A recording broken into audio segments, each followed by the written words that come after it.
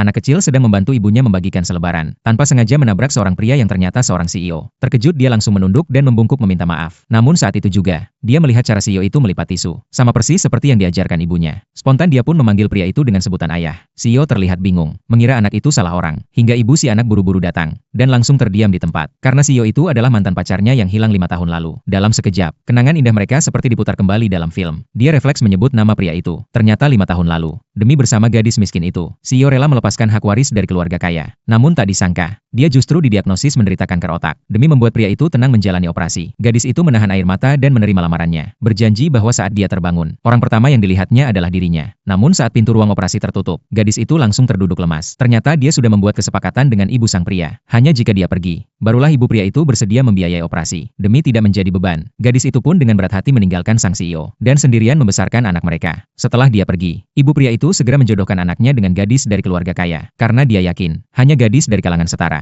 yang pantas untuk putranya. Tapi siapa sangka, meski dokter menyatakan operasinya sukses, pria itu tak akan pernah bisa punya anak lagi seumur hidup. 5 tahun berlalu, gadis itu membesarkan anak mereka seorang diri. Hari itu saat membagikan selebaran di jalan, dia bertemu lagi dengan CEO. Gadis itu tidak berani mengangkat wajah, takut pria itu mengenalinya. Namun anak laki-lakinya justru memeluk sang CEO dan berkata, kata mama papa itu tinggi dan ganteng. Dia yakin pria ini adalah papanya. Hati sang CEO tiba-tiba tersentuh. Dia merasa anak ini mengalami hal yang sama dengannya. Tapi dia tetap menjelaskan dengan lembut bahwa dia belum pernah menikah dan tidak mungkin punya anak. Mendengar pria itu belum menikah hingga sekarang, perasaan si wanita jadi campur aduk. Dengan gugup dia menarik anaknya untuk pergi. Namun CEO memanggil mereka. Saat itu gadis itu takut pria itu akan mengenalinya. Ternyata hanya selebarannya yang jatuh ke tanah. CEO memandangi wajahnya dan merasa dia sangat familiar. Lalu dengan jujur berkata, setelah operasi 5 tahun lalu dia kehilangan ingatan. Mendengar itu gadis itu pun merasa lega. Dia tenang dan mulai memperhatikan perubahan pria itu. Saat itu dia merasa bersyukur pria itu sudah lupa segalanya. Karena hanya jika pria itu melupakannya, barulah dia bisa hidup lebih bahagia. Namun saat dia hendak berbalik pergi, sebuah motor listrik tiba-tiba melaju ke arahnya. CEO refleks melompat dan menangkap tubuh gadis itu. Dan foto yang selama ini disimpannya selama bertahun-tahun ikut terjatuh. Melihat itu CEO langsung memungutnya. Dalam sekejap, semua kenangan mereka berkelebat kembali dalam pikirannya. Saat CEO hendak bertanya, kenapa gadis itu membawa fotonya, gadis kaya yang dulu dijodohkan dengannya tiba-tiba muncul.